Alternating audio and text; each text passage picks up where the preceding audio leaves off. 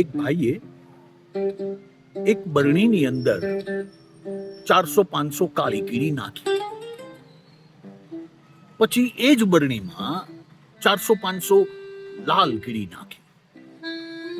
એ ભાઈને એમ હતું કે લાલ અને કાળી કીડી બંને લાલ અને કાળી છે એટલે અંદરો અંદર ઝઘડો કરશે, મારામારી કરશે, માથાકૂટ કરશે.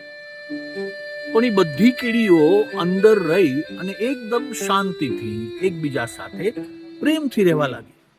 આમથી આમ દોડાદોડ કરે, મજા કરતી. પછી એ ભાઈએ એ બરણી ઉપાડી અને એકદમ હલાવી.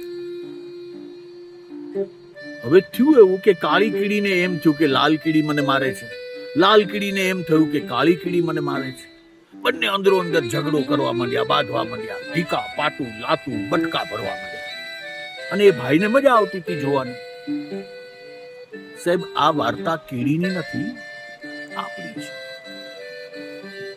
આપણા જીવનમાં પણ આવા ઘણા લોકો છે જે ડબરી હલાવે છે, બરણી હલાવે છે.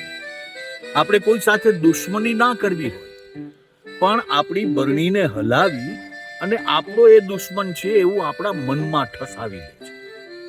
માટે કોઈ સાથે દુશ્મની કરતા પહેલા, કોઈ સાથે નારાજગી કરતા પહેલા આપણી બરણી કોઈ હલાવી તો નથી ગયું ને, એની તકેદારી રાખ.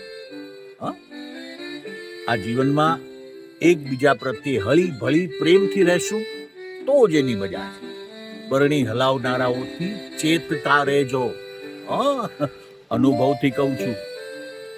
વ્યસ્ત રહો, મસ્ત રહો.